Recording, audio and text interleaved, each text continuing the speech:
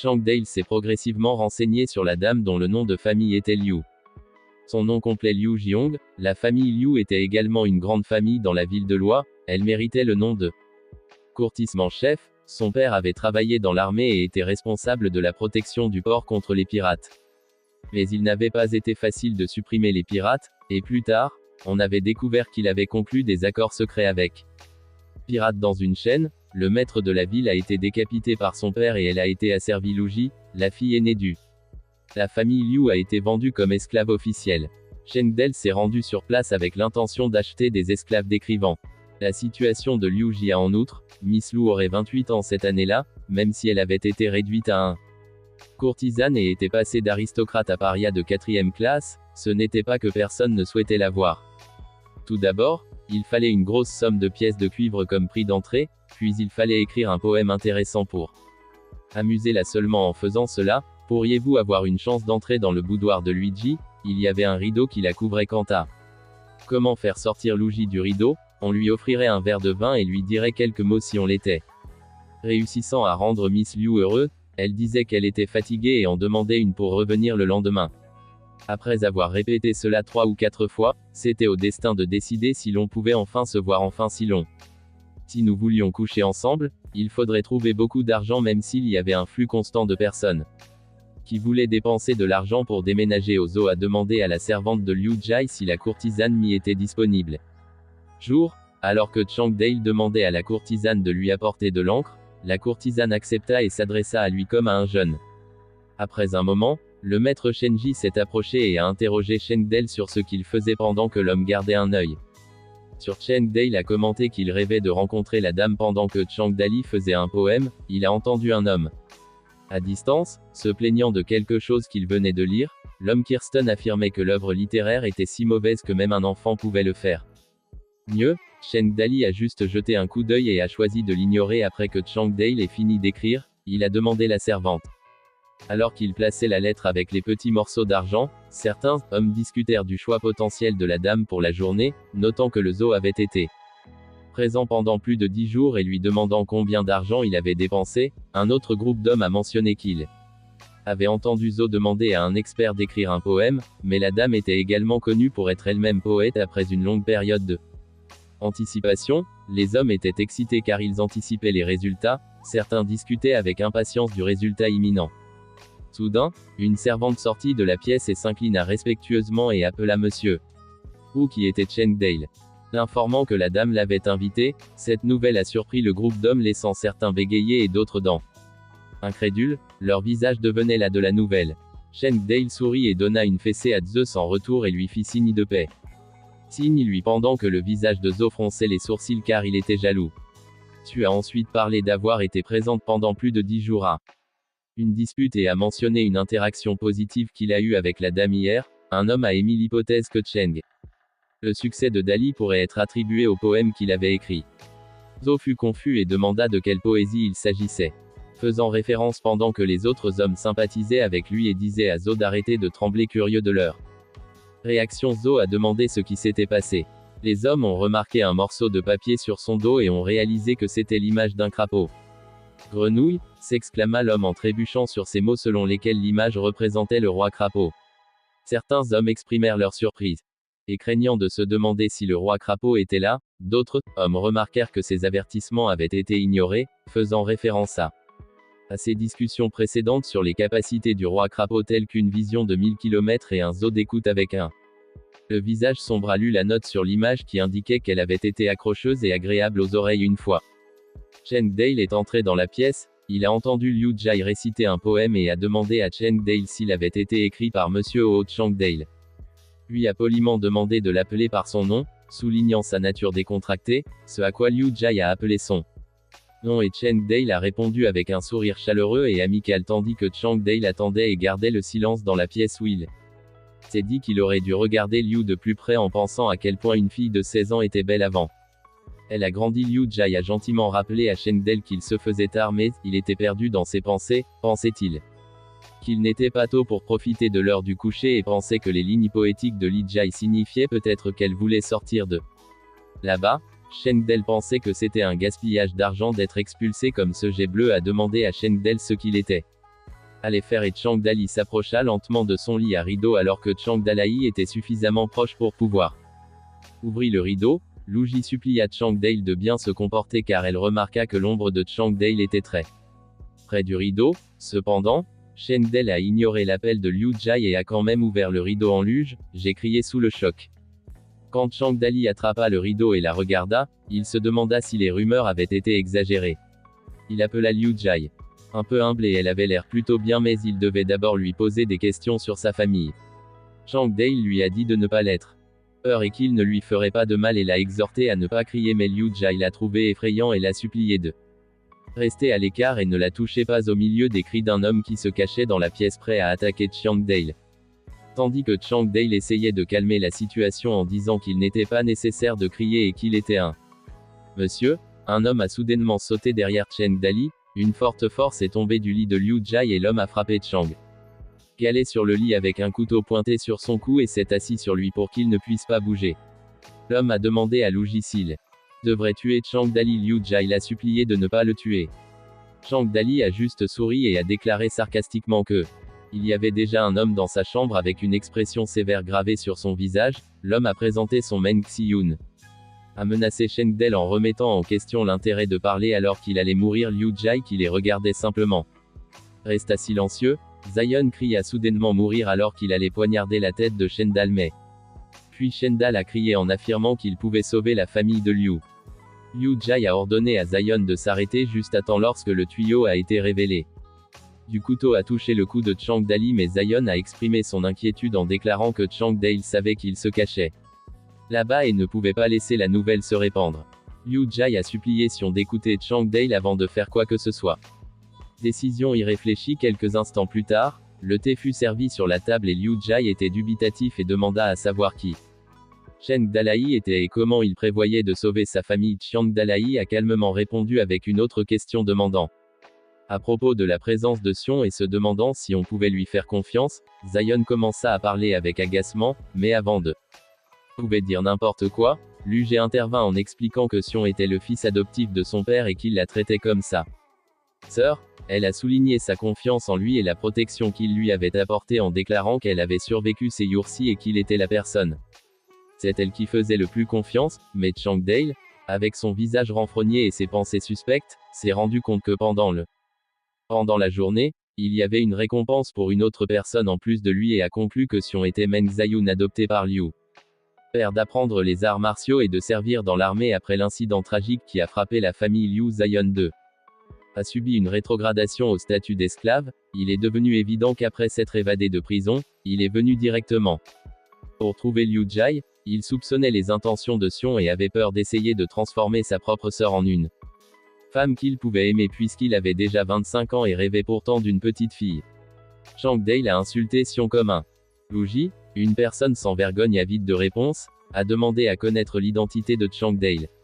Chang Dale a répondu avec un apparemment affirmation inhabituelle déclarant qu'il était le roi crapaud du village crapaud du roi des Nouvelles Montagnes. Sion a réagi en le qualifiant un bandit des montagnes qu'il détestait. Lu Ji a été interrogé spécifiquement pour lui demander s'il était Chang Dale. Zion l'a averti de manière agressive. Ne pas dire de bêtises car le roi crapaud pouvait vaincre Luang d'un seul coup. Il demanda à Chang Dale comment Luang avait été aussi inutile que lui et a menacé de le décapiter s'il continuait à mentir dans une tournure inattendue.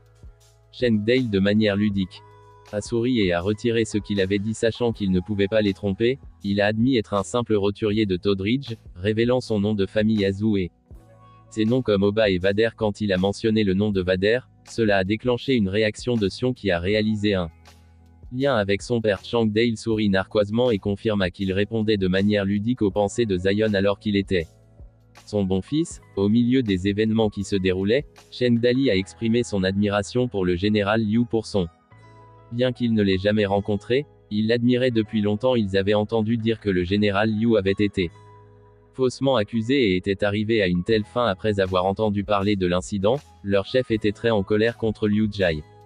Heureuse que Chang Dale, bien qu'étant un bandit des montagnes, sache que son père avait été accusé à tort. Elle croyait que la justice a prévalu dans le cœur du Chang Dalai.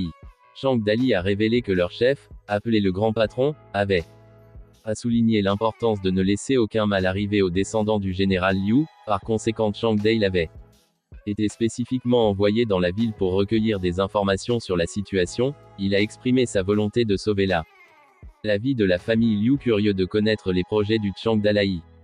Ugé lui a demandé ce qu'il avait l'intention de faire.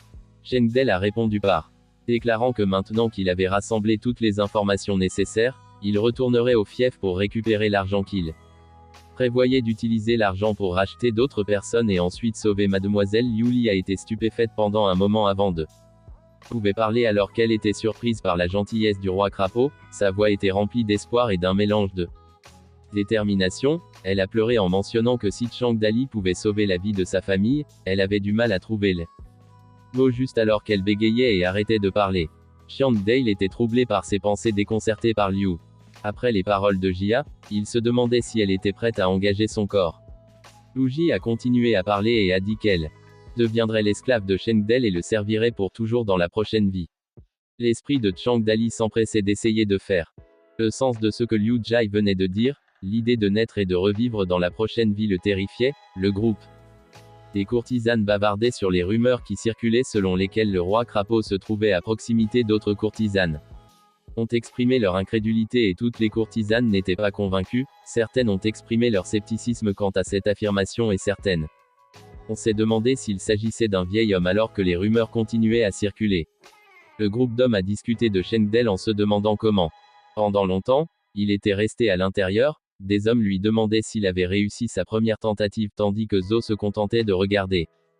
Shangyi, qui semblait apprécier son verre de servante, s'approcha alors de Shenji et l'interrompit au moment où elle et que la dame l'avait appelé pour un rendez-vous. Le visage de Shinji fut surpris quand il apprit que la dame l'avait appelé. Et son visage égayé par la nouvelle, il a commenté qu'il ne s'attendait pas à ce que Changdale s'en soucie et comment c'était. Il était rare que quelqu'un partage les fruits de son travail. Pendant ce temps, le groupe d'hommes regardait Shenji entrer dans la pièce avec jalousie. Zhou a eu l'idée de faire une blague sur la dame ayant un fétichisme pour 3 personnes plus tard. Lorsque Shenji entra dans la pièce, il fut accueilli par l'épée de Sion, ce qui lui fit peur. Il demanda à Changdale ce qu'il y avait. Changdale, les bras croisés, a répondu en présentant Meng Xyun comme un subalterne du général Liu et a déclaré que Si Young ne lui faisait pas confiance, alors il ordonna à Shenji d'emmener Mang Xion à la forteresse et de lui rapporter de l'argent. Sauver les gens, mais Shenji a posé des questions sur les propres usines de Changdale et Changdali a répondu qu'il avait d'autres affaires. Dans la ville, il a dit à Shenzi qu'il savait comment le contacter. Changdale a ouvert la fenêtre de Liu Jian et a dit à Liu Ji que lorsque elle a été sauvée, elle doit tenir sa promesse de devenir esclave. Il a ensuite rapidement sauté par la fenêtre au milieu de la nuit à la résidence de la famille Xiu. Changdale a observé la grandeur de la famille Xiu et a pensé. Se disant que cela paraissait trop grand, il se demanda pourquoi une famille possédant des terres abondantes et peu de personnes créerait autant des problèmes avec tant de pièces dans le manoir. Il se demanda comment il trouverait le boudoir de Soying. Tout d'un coup des dames sont passées et ont parlé de quelque chose qui a fait arrêter Changdale de penser que la dame a commencé à se moquer. Quelqu'un et remarquant que quelqu'un se considérait comme la jeune Miss de la famille, l'autre dame intervint en disant que le vieil homme de la famille était gravement malade et que maintenant sa femme avait le dernier mot dans la famille. Une autre dame a exprimé son dédain en déclarant que si Soying osait à nouveau se comporter comme une jeune Miss devant elle, elle lui montrerait férocité. Alors que Changdali se cachait derrière un gros rocher, il entendit la conversation entre les dames qu'il a conclu que les 2 dames devaient venir tout juste de la chambre de Suying dans un autre endroit. Suying triste au milieu de l'essaim des lucioles sur son pont avant, des larmes coulant sur son visage lorsqu'elle a soudainement aperçu un homme perché au sommet du mur. Surprise, elle est devenue nerveuse et a remis en question la présence de l'homme que Changdali avait glissé du haut du mur et tomba accidentellement à voix haute au sol. Suying fut surprise et resta toujours silencieuse en l'observant depuis. Au sol, Changdali l'a salué avec un yo décontracté tandis que la réaction de Suying était horrifiée. Elle se demandait pourquoi Changdale était toujours en mouvement à cause de cela. Cela a donné 88 points de peur de la mission de Changdale. Suying ignore toujours l'attaque de Changdale. Son identité en raison de l'heure tardive l'avertit de ne pas s'approcher et recula légèrement tandis que Changdale se levait et a enlevé la poussière de son vêtement. Changdale avec un grand sourire a salué Soying a d'abord commenté la longue nuit et a exprimé sa surprise qu'il ne soit pas le seul à ne pas pouvoir dormir puisque Su-Ying était également réveillé. Le procès a finalement été reconnu. Et se demandèrent s'il souffrait toujours du choc. Tous deux restèrent silencieux pendant un moment lorsque Chang-Dale présenta un cadeau à Su-Ying en le disant. Était pour elle et lui a demandé si elle aimerait le poursuivre, puis l'a senti et a dit que c'était une odeur de femme en lui demandant si Chang-Dali a rencontré une femme. Chang-Dali a commencé à transpirer et ne savait pas quoi dire, mais il a trouvé une raison pour laquelle il l'avait acheté spécialement pour elle et le vendeur était une petite fille. Su-Ying était méfiante, a répondu en accusant Chang-Dale d'être un menteur. Chang-Dali a expliqué que c'était une eau de Cologne et qu'il l'avait achetée pour elle en insistant sur le fait que c'était la plus chère et la meilleure. Chercheuse a répondu qu'elle n'avait jamais porté de parfum, ce qui a rendu Chang-Dale curieuse.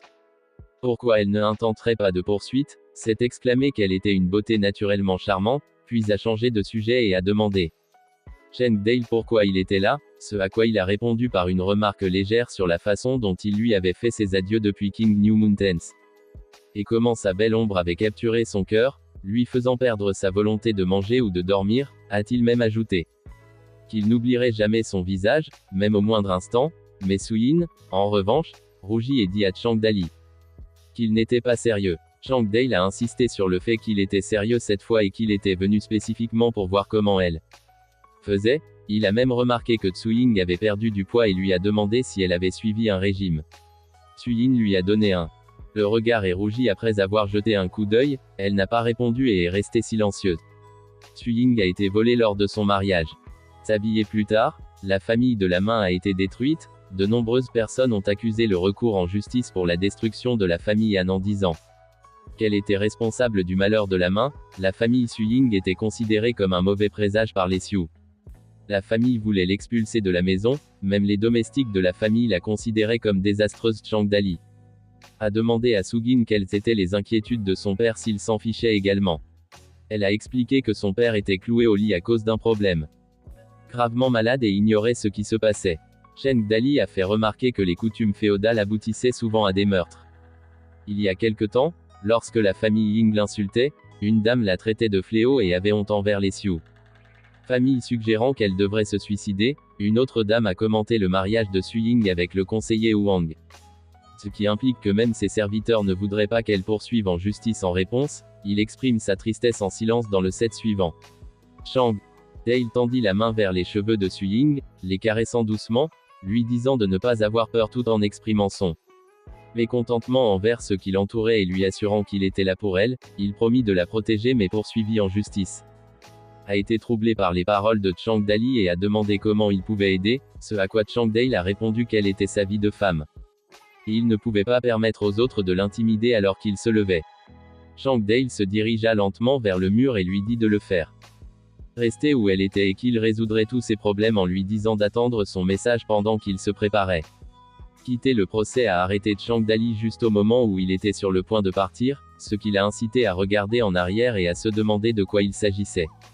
Ce qu'elle voulait, c'est alors qu'elle lui a demandé de prendre quelque chose avec lui avec un sourire sur son visage qu'elle lui a remis la cage contenant un pigeon à Chang-Dale, mais Chang-Dale a poliment refusé de bégayer légèrement en expliquant que il avait déjà dîné et a exprimé qu'il n'aimait pas particulièrement les pigeons rôtis. Su-Ying était bouleversée. Alors qu'elle expliquait qu'elle voulait qu'il l'ait à des fins de communication, Chang-Dale a dit quelque chose que Su-Yin je ne pouvais pas entendre quand il sauta soudainement de l'autre côté du mur et emporta le pigeon avec lui pendant que Su-Ying l'observa avant qu'il ne disparaisse l'après-midi suivant. Shenzi arriva au lieu de rendez-vous et se précipita vers Chang-Dale l'informant que leurs hommes étaient en route. Chang-Dali demanda soudainement qui d'autre était la Xiaoyu. A parlé en qualifiant Chang-Dali de grand patron tandis que Zion a confirmé si Chang-Dale était Chang-Dale. Chang-Dali a souri et a affirmé son identité et a demandé s'il y avait un problème. Si-Young a serré les dents et a accusé Chang-Dali de l'avoir trompé, ce qui a provoqué un soudain attaque contre Chang-Dale qui n'était pas perturbé par l'attaque à venir, mais Xiaoyu est intervenu en bloquant le point de Zion. Attaque avec son poème, ce qui a repoussé Sion. Sion s'en est pris à Xiaoyu avec colère, le traitant de petite montagne. Vendit et se demandant comment il aurait pu oser l'attaquer alors que Sion était sur le point de lâcher ses épées pour attaquer Xiaoyu. Chang-Dale lui a demandé d'arrêter de déclarer que c'était suffisant. Chang-Dali a dit avec irritation à Sion que s'il le voulait combat, il pouvait l'avoir à tout moment, mais il a souligné l'importance de sauver les gens plutôt que de combattre à l'origine de Sion. Partir sans réponse, Chengdel est passé à ses plans et a demandé à Shenji s'il avait apporté l'argent. Shenji a répondu en déclarant qu'ils avaient tiré 1000 pièces par un chariot. Changdali a demandé si le montant était suffisant ou s'il avait besoin de plus. Shinji précisa que c'était suffisant puisqu'une grosse somme n'était nécessaire que pour les esclaves adultes. Il a ajouté que les femmes et les enfants n'avaient besoin que de quelques dollars. La raison derrière cette décision était d'assurer le rachat de Liu Jai et assurer le bon déroulement de la transaction. Chengdali a décidé de racheter la famille Liu dans l'après-midi et leur a demandé de revenir ce soir-là. Il a posé des questions sur les préparatifs sur la route. Shenji a répondu qu'il avait fait un traité avec la garde de la ville qui les favoriserait et se débarrasserait des tâches assignées aux personnes par Chengdel en déclarant qu'il Shinji et Kinman iraient rassembler d'autres personnes pendant que Xiao Yu et Si Young sauveraient Liu Jai si on regardait Chengdel. Contemplant profondément le leadership de Chengdali, trouvant étrange que d'autres lui obéissent malgré son état d'ébriété.